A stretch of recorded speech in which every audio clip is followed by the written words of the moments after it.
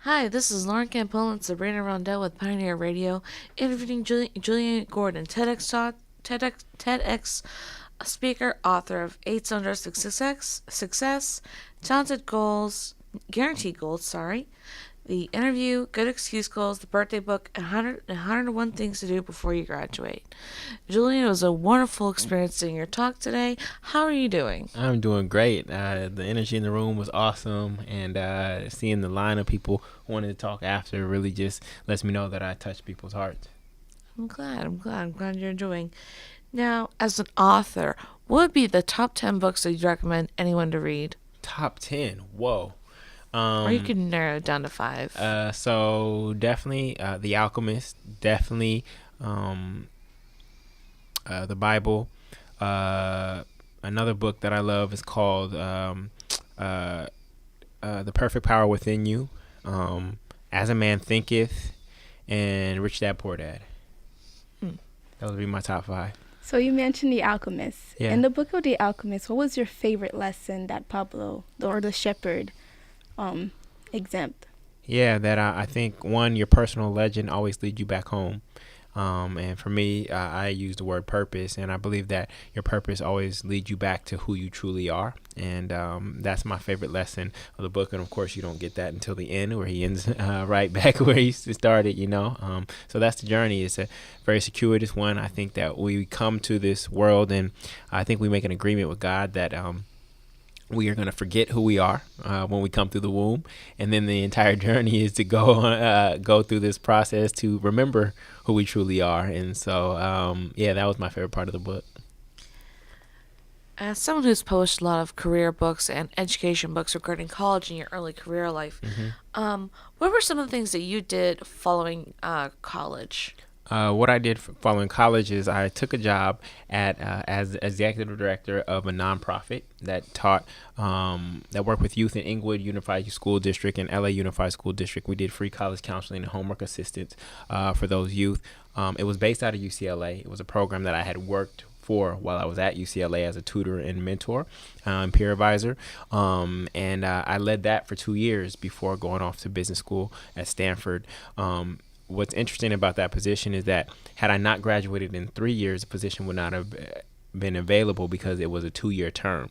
So if I would have missed it, I would have graduated in the middle of somebody else's term. So the stars aligned, and I was able to step into that position. I was leading 30 part-time students, and that was a great leadership experience for me coming out of college, because most people coming out of college start off with an entry-level job and they're at the bottom, and here I was at the top of an organization and having to take on those leadership responsibilities. That's amazing. So I can see you're a man of many goals and also a lot of accomplishments as well. And I'm sure you live a life that is not defined by just exactly one goal. And you set goals after goals, am I right? Yes. So by far, what is the biggest goal that you are aiming at and that you're getting towards every day? That is to free as many people as Harriet Tubman. Harriet Tubman, I feel like I am living her in today's world, and she freed 300 people through the Underground Railroad. A lot of people have it misconceived that she created the Underground Railroad. She was just one of the greatest conductors on the Underground Railroad. And for me, I believe that today, the Underground Railroad, that journey is actually just within. And I'm trying to free as many people as her. To date, I've actually fully freed 4 people. I've loosened the chains of what I call modern day slavery for a lot of people, for thousands of people. But in terms of 4 people who will come up here and say, I am actually free because of working with Julian, it's been 4 people to date. And I know that if I dedicate my life to achieving this goal, then maybe I'll be on the $20. No, I'm not gonna. She's gonna be on the $20 bill. Maybe I'll be on the 100. No, but that's not what I'm doing it for. But in order to have that kind of legacy, you have to free that many people. And when you multiply that by how many generations were free as a result of her risking her life to go free those that she did, there have been thousands and thousands of people, and will continue to be thousands and thousands of people, into millions that are impacted by the decision that she chose to, one, become free, recognize that freedom is actually sucks alone, and then therefore going back to get her family first, and then get anybody else who was ready to step into a new life and go after this freedom and not stay in the bondage of slavery. Speaking of Harriet Tubman, she said this one quote, and I'm going to paraphrase it because I'm not sure exact, but it was such a powerful quote that even resonated not just to slavery, but to mentality. She said that she freed hundreds of slaves, but she would have freed thousands of more if only they knew they were slaves. So somebody manipulated that. There's no evidence that she said that, but I think she would have said something like that, definitely. I think there's a lot of people in today's world who don't recognize that they've been bound by a lot of different factors of bondage, whether that's student loans, whether that's consumer debt, whether that's a single family home mortgage, whether that's the golden cufflinks of corporate America. There's all these different forms of bondage that end up manifesting today. And I think that a lot of people are simply just not aware that that I don't like to call it the system, and I don't have a name to put on it, but I just call it modern day slavery is happening, meaning that they aren't able to live the life that they truly desire. When you ask people how free do you feel, most people don't feel free, and I just believe that we are all too smart and too hardworking to not actually be able to live out the life that we truly desire. And so that is my commitment, is to help more and more people step into that. For me, freedom isn't, there's like different brands of freedom. There's, I want to be location independent and I want to have a lot of money and be chilling on the beach. That's not the kind of freedom I'm talking about. For me, it's the freedom to live out your personal legend and your purpose on a daily basis. That's the freedom that I'm committed to helping people create. If that leads to abundance of money, then great. If it leads to you just being able to sustainably give your gift to the world, then that's perfectly fine. But that's how I think about freedom. I share with you my definition is being who I want to be, doing what I want to do, and having enough of what I need to continue being who I want to be and doing what I want to do. For me, that's freedom. Can I take that definition as mine too? Oh, yes, you can if you enjoy it. If it aligns with you, yes. Definitely. Something that you really said during your speech, I'm going to paraphrase it because I don't have it word for word, but it's not liberal arts, but liberation arts. Yes. I absolutely love that. Can you go into more detail about that? Yeah, so liberal arts education, it just, it doesn't lead to freedom whatsoever. There's so many irrelevant classes. Like I was looking at one college's course catalog, and they had textile marketing in their catalog as a major. And it's fine because we're all wearing textile and textiles still need to be marketed. But to have textile marketing without having digital marketing, when the entire economy is going to online sales, there's a disconnect there. And so liberal arts education hasn't been able to adapt fast enough to prepare us for the world that we're stepping into. And I think there's another curriculum that we need that is actually liberation arts, that teaches you how to be free, that teaches you how to step into the life that you truly desire. And that doesn't happen on a college campus, and nowhere did they say that they would promise that either. So I don't put it on them. But for me, it was the hidden curriculum outside of classes that really helped me step into who I am today. It was the leadership experiences. It was the books I read, from Rich Dad, Poor Dad to Miseducation of Negro to Autobiography of Malcolm X to, I forgot to mention that book earlier. That was definitely one of my favorites. In fact, that's one of the greatest stories of personal transformation ever written. And it's a true story, right? All of my true learnings, my liberation came outside of the classroom, not in the classroom. There's not one class. Actually, there are a few classes with professors that I really love, like Chip Anderson, who he introduced me to the Gallup Strengths Finder. He actually helped create the book prior to that, which is How Full Is Your Bucket, and taught me about strengths-based living. There's only a few classes like that have stuck with me and are impacting my life today. For the most part, my business economics classes, they didn't do anything to help me create the life that I have today. And even when I went to Stanford, to one of the top business schools in the world, Stanford didn't teach me how to sell. Right? Stanford didn't teach me how to sell online. There are a lot of great classes. I enjoyed my time there. It taught me how to think bigger. But in terms of like practical skills, even at the best business school in the world, I wasn't getting practical skills about how to actually design my life. MBA programs, they typically teach you how to make somebody more money and run somebody else's company. They don't teach you how to run your own company and make money for yourself. And I feel like the moment somebody gets a 4-figure check outside the context of a job, by themselves, I think that freedom bug starts to, I think the seed is planted, because when you actually learn how to create money outside the context of a job, it's a very liberating experience. And you're like, how can I do this again? How can I do this 50 more times? And all of a sudden, I had no clue that my life would take me here. All I want to do was be in alignment with my purpose and be in alignment with my spiritual source. And I had no clue that it would lead to the abundance that it's led to today. And I'm just so grateful. I started my company at the bottom of the recession. It was January 9th, 2009. Literally the worst time to quit one's job in the past 65 years of the S&P 500. But I felt pulled by my purpose. It wasn't something I was pushing against. And I just went with it despite what was happening in the external environment. And when you start at the bottom of a recession, guess what? You get to ride it. You get to ride it up. And my company has been able to ride that wave up. And I'm just so grateful. Yeah. So you took a leap of faith. Very much so. Very much so.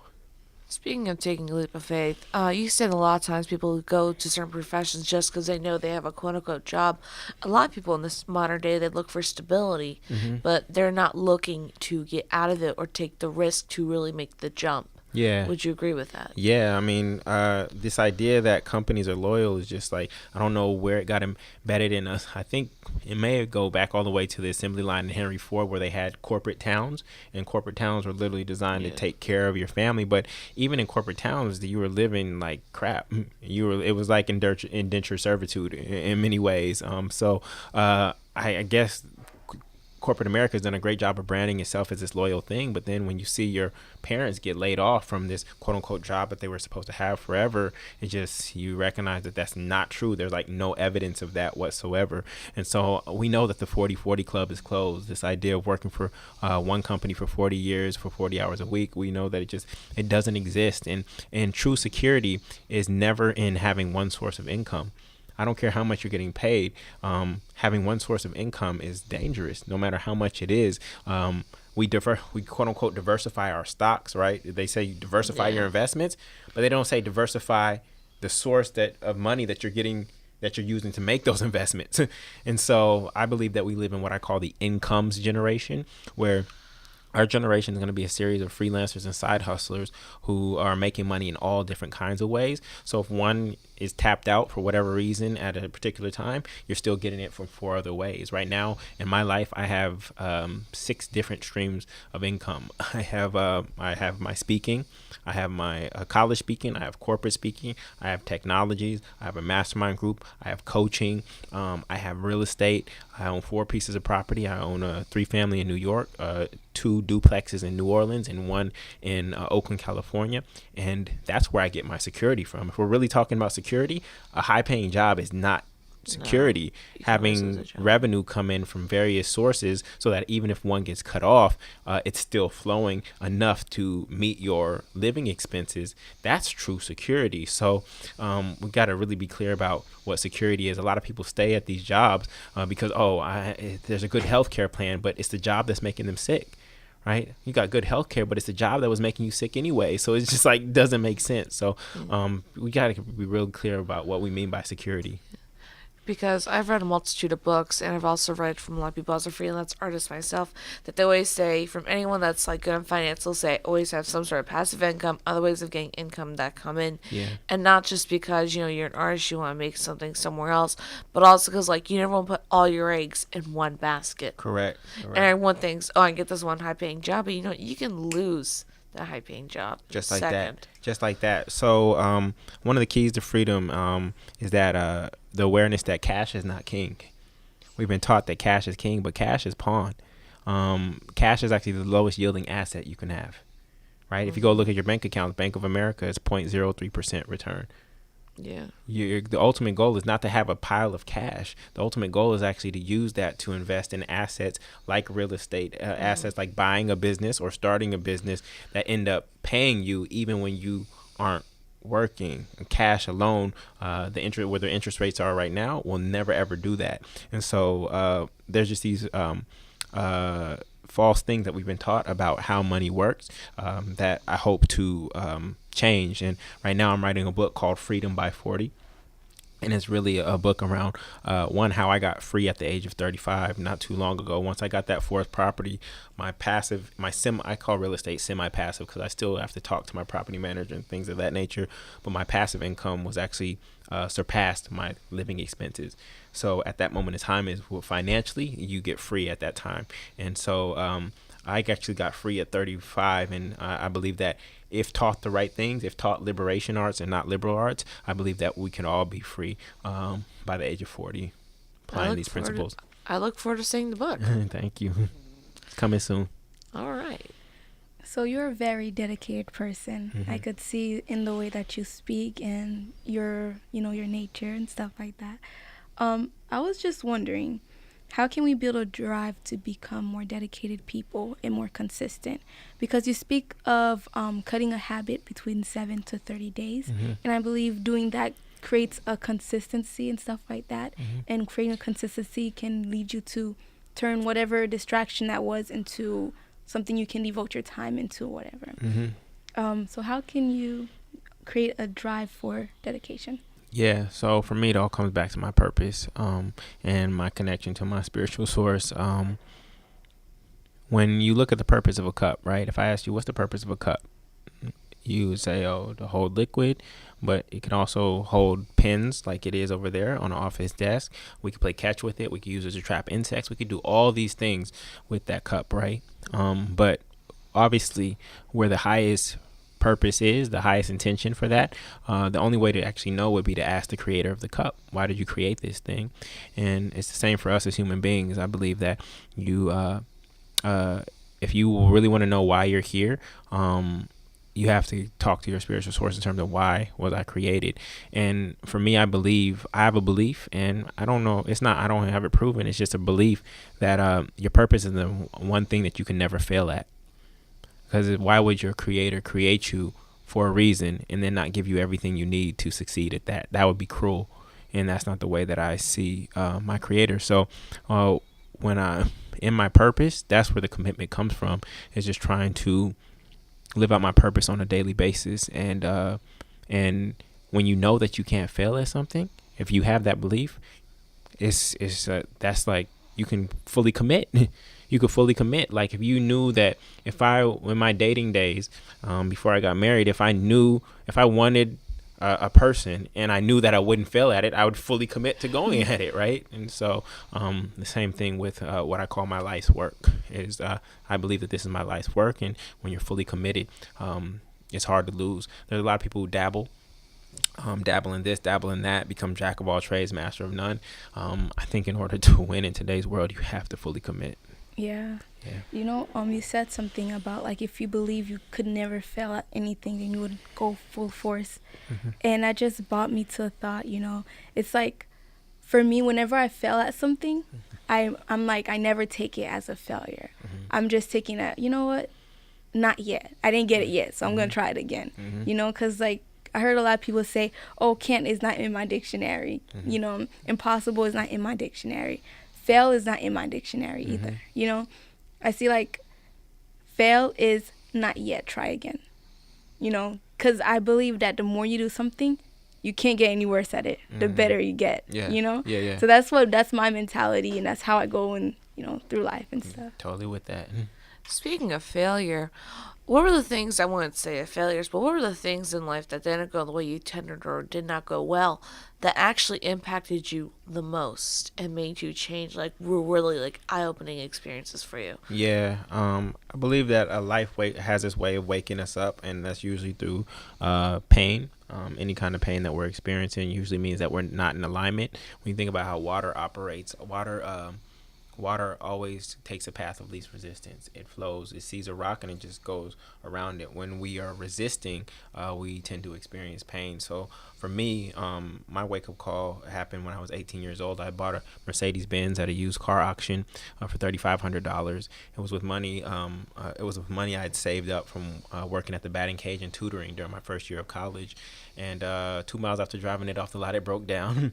And I spent more money to fix the car than I did to buy it. And so now I'm dead broke, but my friends and I are throwing a party that summer. And so I pull into a parking lot. We pull into a parking lot to pass out flyers for our party. And the moment I turn off the headlights and the engine, two men jump out of the car in front of me with guns drawn. And all of a sudden, I'm staring down the barrel of a gun. So without words being exchanged, the keys were exchanged and the car was gone. And that was a huge wake-up call for me. Fortunately, that summer I was a RA. So I had housing and food taken care of. But if those two things weren't in place, I don't know what would have happened that summer. From there, I asked myself some critical questions like, why did I buy a Mercedes Benz? And then I asked myself, whose definition of success was I living? And then I had to get clear on what my definition of success was. And I recognized that I bought that car because both my parents had Mercedes Benzes. It was the only car that I'd ridden in, so subconsciously I was just living out their definition of success as opposed to living in mine. I could have got a Honda Civic and it'd have been all good, right? Yeah. So I think life throws us curveballs only to get us in alignment, not to hurt us, but to get us in alignment. A lot of my friends who I consider awakened have had that kind of experience where it's been like a car accident or losing somebody close to them that kind of woke them up. My prayer is that it doesn't take that for people to awaken to their purpose and who they truly are. And so anytime I get on stage and any experience I create from my live events, I'm trying to like literally just jolt people a little bit in hopes that wakes them up so that they don't have to go through that level of pain. So that's how I approach it. What do you believe keeps people asleep? Oh, it's just comfort and culture, and our desire to fit in. We don't want to be different, and it's just easier to stay the same. It's just easier to stay the same. It's a level of ease and comfort, and taking the road less traveled, it can be lonely unless you find your tribe to go on the road with you. And a lot of people who try to take the road less traveled, they try to go alone, and I think that's the number one issue is trying to go at it alone. This is why I believe so much in mastermind groups. When you look at the world's most successful people, every success story involves other people, yet for some reason, when other people want to succeed, they try to go at it alone. No, you got to go with a crew. You got to go with people who are going to believe for you that which you don't believe for yourself, who are going to stand in the gap. When you're doubting, they're up, right? And when you're up, when they are down, you're the one that's up for them. It's the same with my marriage, right? If my wife is down, then I can lift her up, and vice versa. I think this independence, this idea that we have to go at it alone, I think it gets taught by the education system, because in education it's cheating if you're helping somebody else, but in life, that's actually what you do. You ask somebody else when you don't know something. So I think that conditioning through the way the education system is structured transfers into adulthood, and many people try to go at things alone and are afraid to ask for help because it's perceived as you're dumb, or you should have been able to figure it out. Other people have figured it out, but you don't know that they figured it out by actually asking for help, right? When two people show up at a test in college, right? You don't know who went to tutoring or who didn't, and it doesn't matter, right? All that matters is the outcome of the test. So I'm through mentorship, through my mastermind groups, and through peers who I respect, who are on this journey with me. That's where I ask for help whenever I get stuck. But I go through this process I go through this process of learning and then implementing, and then only learning more after I plateaued. I think what's happening, what I see a lot, is people just go through endless learning, and then they never implement. And if they just stopped and implemented what they actually already know right now, they would actually get a lot further. And so what I do is, if I consume a book, I'm gonna not pick up another book. I'm actually going to do as much as I can to implement and integrate that book as much as possible into my business or life. And then when I hit a plateau, then I find another book that might help me break through that plateau. But I'm not just going to keep on learning endlessly. So I believe in lifelong learning, but the transformation doesn't come with the information. It comes with the implementation of the information. And there's a disconnect that I see right now, is that we're trying to keep up with this information explosion via the internet, and only a few people are actually implementing the information. So that's how I think about it. So it's like It's what you take. It like some people focus on, oh yeah, this is what I'm taking, but not what they take away from it. What they take away from that Yes. class. Like one thing that I appreciate from my AP classes in high school, I didn't do all that well in them, but what I took away from them were the themes that I learned and the stuff that I learned. A lot of my teachers were actually impressed with the fact that I could recall some minute fact from something I learned like 2 or 3 years ago and still keep on that. Yeah, I got to Mm-hmm. see it in the class, but I was able to take that with me. And also when it came to making teamwork, one of my coworkers at my job, he said teamwork makes the dream work, and that's one of the best things that I've learned, because Mm-hmm. personally myself, I've tried to do everything myself and it always went up Mm-hmm. the same way. Yeah. Incomplete. Incomplete. Success is not just a matter of time; it's a matter of team.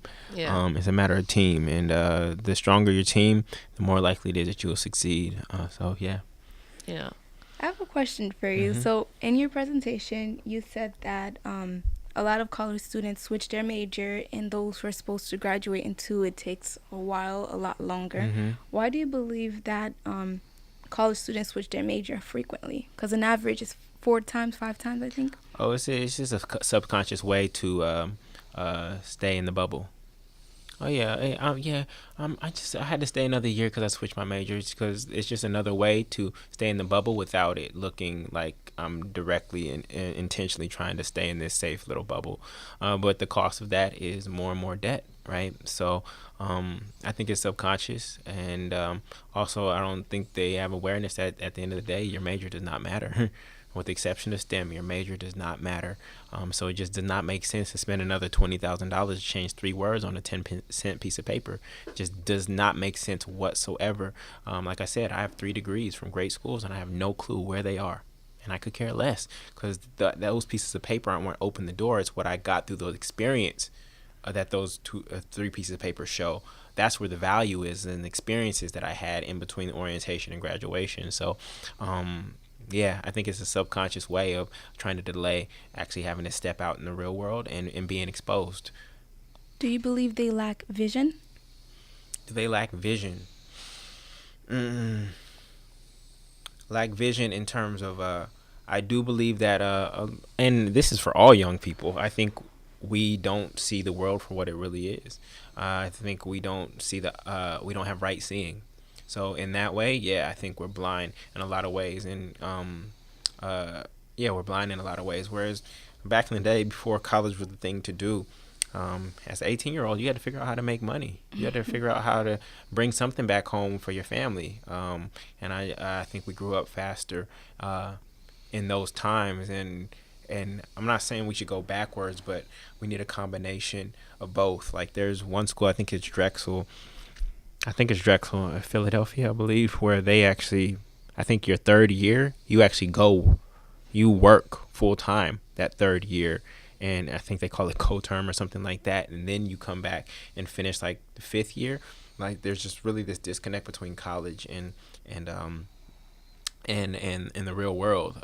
It's like the colleges aren't listening to what the world is asking and demanding of human beings. And they just like, you got these, because of tenure and these old buildings and these old departments, you got these departments that just no longer need to exist. They're just not relevant in today's world as much as they used to be. They were at one point, and so yeah, the colleges they're just not listening and adapting fast enough. This is why University of Phoenix they failed, because they started taking advantage of just giving people loans for the sake of revenue and manipulating. But if they kept their intentions pure and they were really trying to revolutionize education and create classes that met the market demands, they could have won. And if I was a brick and mortar institution, I would be shivering, and I think they call it your britches or something like that, knowing that somebody's going to crack this online education code, and once they do, it puts every brick and mortar college's business model in jeopardy. It'll last for a long period of time, but the moment somebody cracks that code, the college bubble is going to burst. Like colleges, they're going to keep raising prices. Like I cannot foresee a college saying, "Hey, we're discounting our tuition 10% this year." It's just not going to happen. And so at some point, this return on investment is at some point, people are going to be like, what? No, I'm not paying that for that. At some point, that's going to happen. And if the colleges aren't able to manage their cost structure, it's going to be hard for them to go backwards without firing a lot of people and downsizing and things of that nature. So it's interesting what's happening. We had the housing bubble, we had the tech bubble. I think the next big bubble would actually be the college bubble bursting. I don't know what that looks like, but again, once a company cracks that code, it's going to be challenging for colleges that aren't really equipping people with liberation arts and just focused on liberal arts. Funny how you mentioned, like, in your speech, you mentioned, like, the bubble of, like, the ideal college life. You find that today, social media, to have this bubble, like, what life is, like, supposed to be like, what happiness is supposed to be like, and people try to put out this idea of, like, this is what I want you to see me as, Yeah. but you don't see the dark side of every success, or you don't see the struggles that people actually go through. Now, of course, you have to maintain a professional image, and that's fine with that, but everyone likes to put this fake idea of, like, oh, this is life, this is the way things should be. And you find that also as well that can actually really well connect to what you say. Yeah. I mean, yeah. For me, the number one killer of happiness is comparison. Oh my. Comparison is the number one killer of happiness. And oftentimes on social media, people are only putting up their highlight reel. Yeah. Just like I watch ESPN, right?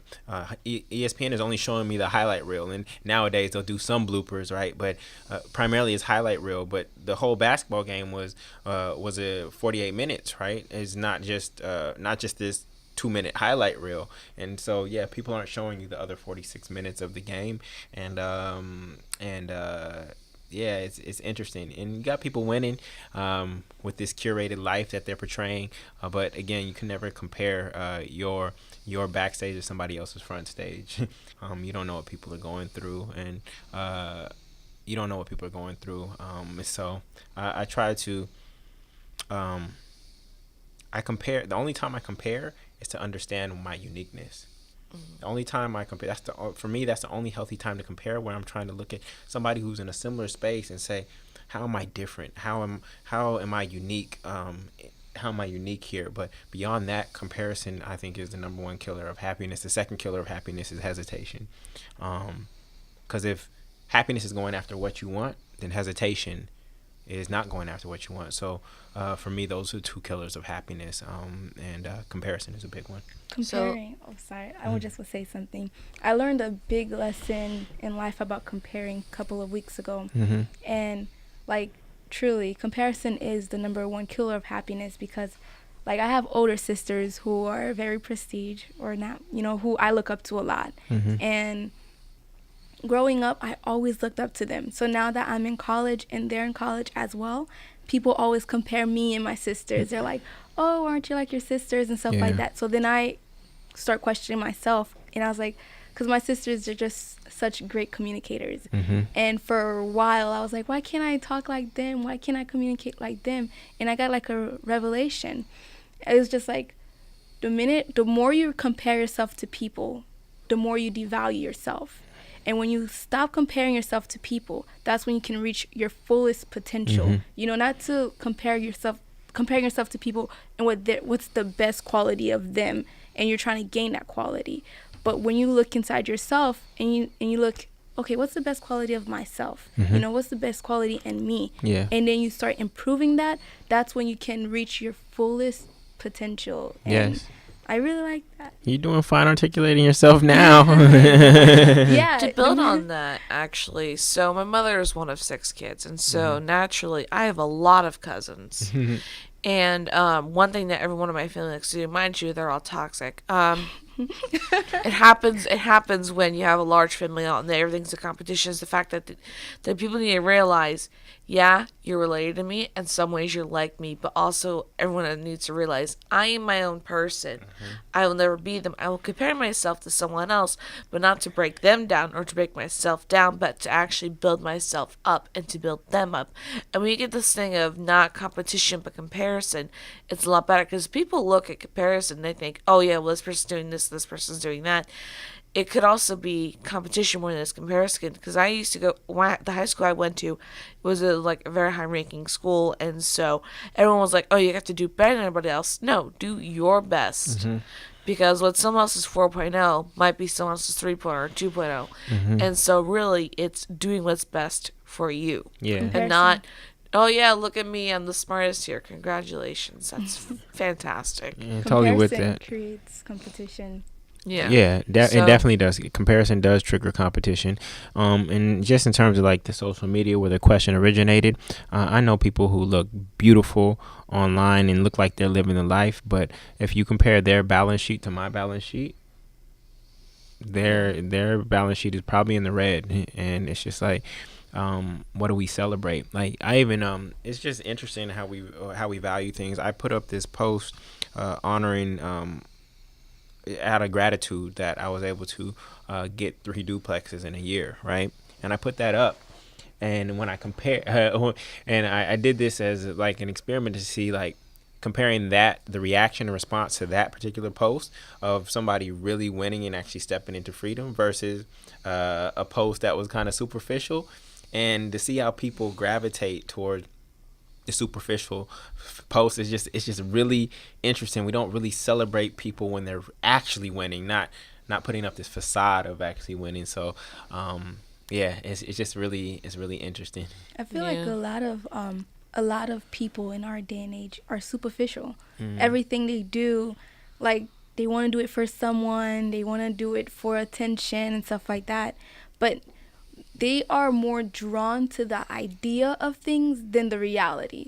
Like for me, I can say, oh, in reality, I do love school, but I can say idealistically, I love school. I'm going to go for my doctors. I'm going to do this and that. The idea is beautiful. I even painted a picture in my mind and everything. But then these are the classes you have to take. These are the classes you have to take. Then the reality hits and it's just like, okay, my bad. I don't want this anymore. Yeah. But I think it's what then, like, it's like more than just, like, people confuse love for infatuation, and that can apply to anything. Yeah. People, objects, things. So basically, it's like, nowadays, everything's like about branding, brand. Yeah. But the thing is just like, okay, do I want this because it's a brand name? Like, we like Mercedes, do I want the Mercedes because Yeah. it's either, you know, I like, got caught up. do I want that car because it's a well-built car, it's going to last me forever? Right. Or do I want that car just to say I have that car? Like, for example, if I say I'm out car shopping, what am I looking for a car for? Okay, for some people it might be the luxury, like, oh yeah, I'm a real big fan of this brand. But does it get me where I need to go? Is it, you know, efficient on gas? Does it do what I need it to do? Yeah. Or does it take care of what I want and how I can show off to people? Like, yes, look at me in my Corvette. Yeah. Why? Because it's going to cost me more money to keep it maintenance than what it's actually worth. But right. no, that matters. Yeah, I'm in the market for a car right now. Right now, after my Mercedes story, I actually have a 2000 Honda Accord, and it has like 130,000 miles on it, and that thing goes, and it's gonna go for probably 250. I tell my wife I'm gonna pass it down to my daughter. She's only 3, but we're actually in the market for a car, and I'm considering getting the Tesla Model 3. But the reason, as I think about my intentions, it has nothing to do with comparison. Is that I don't want to invest any.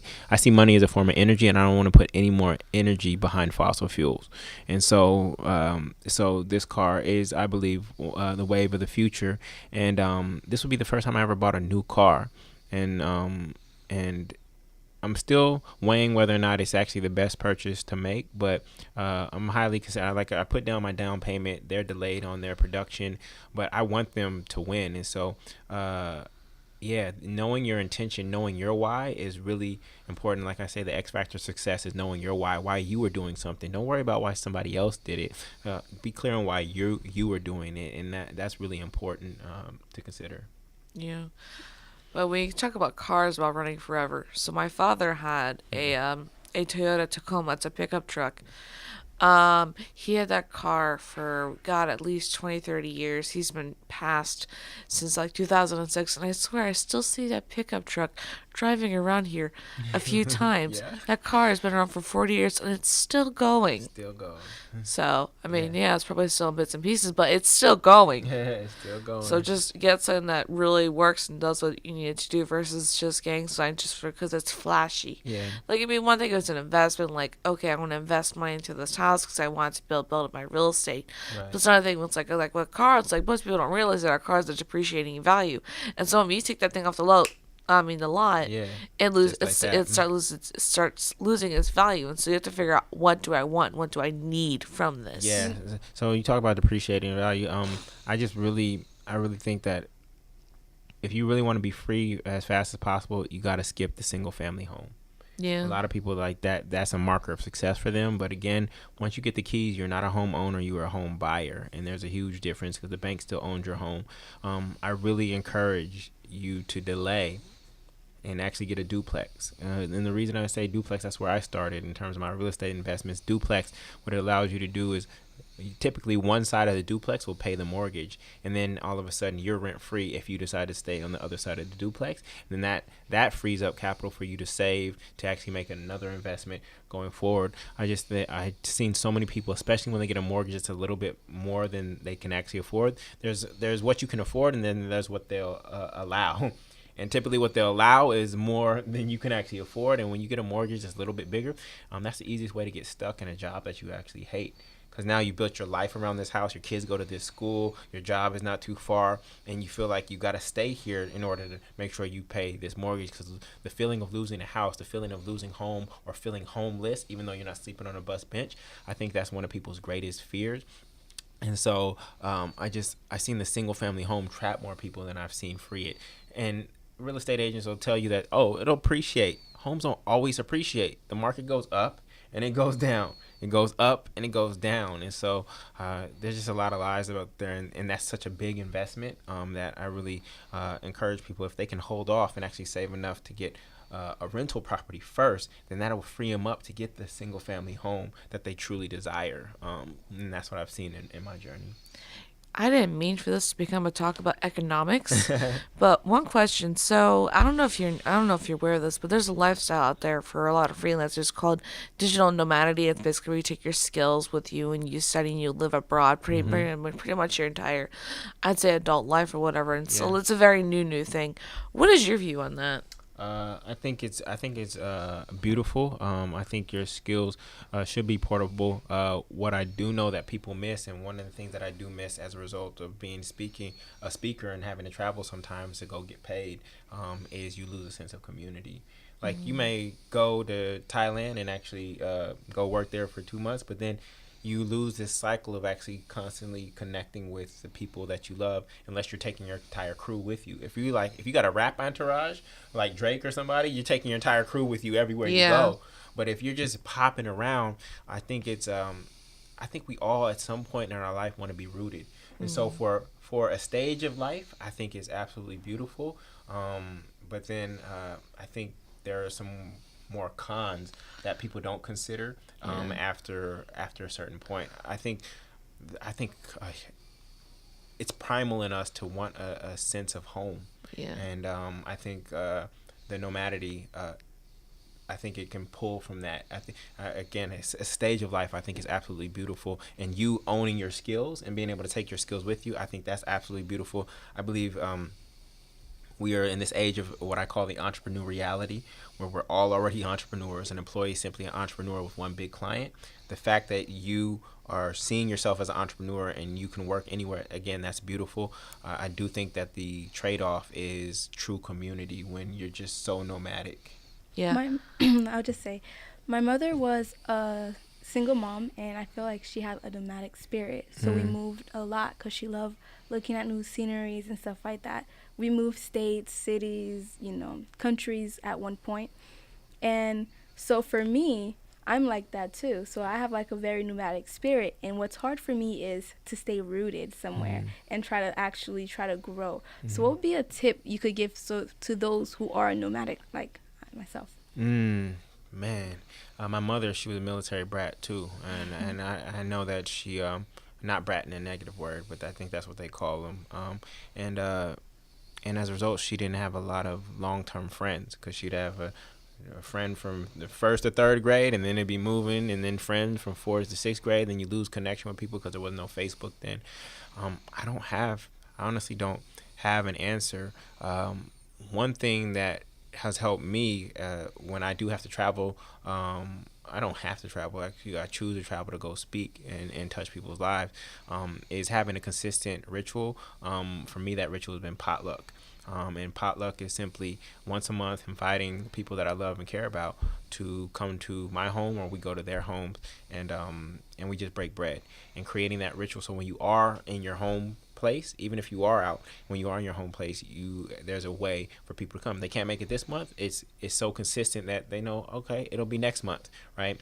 So creating that kind of consistent ritual in your life that brings your community together, I think is that's the one way I do know, and I've lived that. When I moved to New York, I didn't know anybody, and so I started hosting potlucks. My friends and I had hosted potlucks when we were at Stanford, and we used to do them weekly on Sunday nights. So in New York, I said, okay, I'm not going to do it weekly. I didn't even have space to do it, and so a colleague of mine said, we can start it at my house. And so I just invited people, and 40 potlucks later, I met over 400 people. Wow. Because people were inviting other people, who were inviting other people, who were inviting other people. It was just such a beautiful thing. The space was always full, filled. The table was always full of amazing food, because nobody wants to come to potluck and leave with their dish, right? So so it was always the best food. And 40 potlucks later, I met over 400 people in New York simply by this space that was only once a month. So creating that kind of rhythm, and again, going back to consistency, is a really powerful thing. Yeah, because one downfall of digital nomading. Now, if you're someone who's social online, where you have your own community, that's great. You have people, you can constantly talk to. You can web call with people, you can video chat, or even choose like a simple like Skype or Discord server to talk to people. But nothing replaces the face-to-face interaction you have with people. I don't care who you are. Nothing replaces like actually getting together with people. And one of the best ways to do that is with food. Yeah. I would have to say that. Yeah, like food. nothing brings people together like food. Agreed. You want to get people. You want to be popular. Cook. You are a very wise man, and you have like so many revelation that you're bringing to this table. Where do you get them from, and how do you come up with them?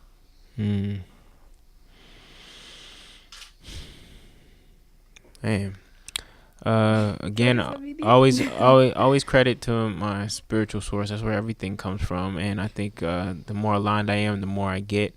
Being held up at gunpoint at the age of 18 forced me to start asking questions that most people don't ask until they're in the midlife crisis, as some people call it. Now there's the quarter life crisis. But that experience, I'm actually grateful for it now, because I got to ask those questions early and live my life with that wisdom, as opposed to go through life and feeling miserable and then hitting my head against the wall so many times that then I started asking the questions. So a lot of it stems from that.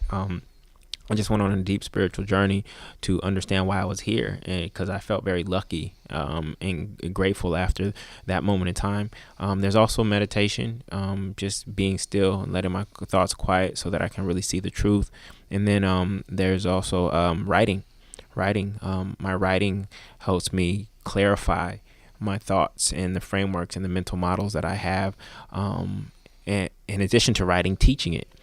Trying to teach. When I get an insight, I try to package it in such a way that I can teach it to others. And they say that the best way to learn is to actually teach. And so with the combination of my rituals like meditation, writing, and trying to teach, I think that's what allows me to really codify how I actually see the world.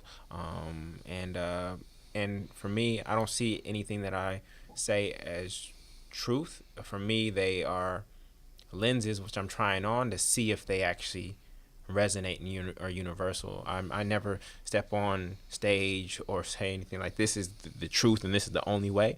No, this is how I'm seeing it. I'm going to put these lenses on and see if I test it enough times and it's working 100% of the time, then it may be a universal truth, but it may not be. And then I revisit the mental model that I have about how to relate to people, or how to build a business, or how to maintain intimacy in a relationship, or any mental. All of us are just made up of mental models. The problem is that most of those mental models have been implanted in us by other people, and they may have worked 100% perfectly for those other people, past generations, our parents, etc., but they're not working today, right? So the mental model for how to succeed in a career was different than for our parents than it might have been for us. So if we try to do exactly what they did by adopting their mental model, we're going to have different results. And so I think we constantly have to test our mental models. The hardest thing for a human being to do is to observe themselves and be themselves at the same time. To observe yourself and be yourself at the same time. This means, like, if you've ever been in an argument, right, with someone, and if you were literally watching yourself argue, you would just laugh at yourself. right? But we are so caught up in being ourselves that it's really hard to observe yourself at the same time. And but when you're able to do that, I think you are able to find some insights. The best way to describe it is when I was trying to teach my wife how to parallel park, because she got her license very late, because she moved to New York at the age of 18, didn't need a car. I was in a passenger seat, and I was like, how do I articulate parallel parking to her? And it hit me that I had to teach her how to, one, be in the car with her hands on the wheel, but also be sitting on the light pole at the same time and observing herself from a bird's eye view in order to teach her parallel parking. And I think it's a rare skill. It's something that I do believe can be developed, but that's where I think my insights come from, is that ability to be myself and observe myself at the same time, because then you can course correct. If you can state in 3 to 5 words what motivates you, what would those words be? It could be phrases. Like for me, it's vision, purpose, and passion. 3 words. My whole mental model at this moment in time rests on the belief that you have a gold mine.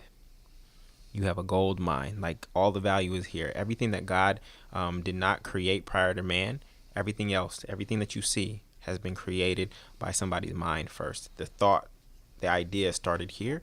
And if we recognize how valuable this gold is, and that it's untarnished, and no matter what has happened to you, it is untarnished and it is still there, and we get all that muck and dirt off it, just like you're panning for gold, right? When you're panning for gold, you've got to sift through the dirt, what's not valuable, and to find what's valuable.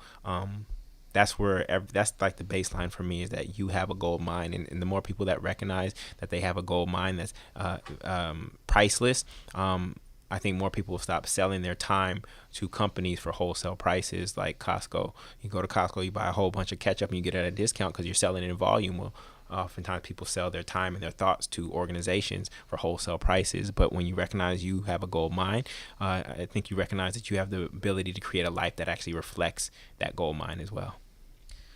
So kind of to reword that, you have to know your truth and live your truth. And you are not in order to really live life, you don't want to just consume it. You don't just want to be the product of it, but you want to be the creator of that. Exactly. Because you're not going to get anywhere consuming, and you're not going to get anywhere being, so that's being profited off. You have to create your life. You have to create your success. Great. Yeah, and I would just add, know your values and know your value. If you know your values and you know your value, those are that, to me, that's self-knowledge. Yeah. Okay. That's a really great spot right there, actually. Yeah. Boom. Such an awesome spot right there. Know yourself, brother. Boom. Yeah. Mic drop. Boom. Boom. So do you guys have any more? Because if not, I might just make the round and start just snapping away. I don't want to be too. Go ahead. Do your thing. Yeah, so just ask any random question that might come to mind that's not so. Yeah, that's not interview. Yeah. That anything about anything. Yeah. What's your favorite food? I think pad thai. Huh? Pad thai. So good. I know, right? It's like, it's hard to go. It's like pad thai. What is that? Peanuts. It's like peanut butter, but not peanut butter. On noodles. Hot. Yes. Pad Thai is never a bad time. It's never a bad time. Pad thai. It's like noodles?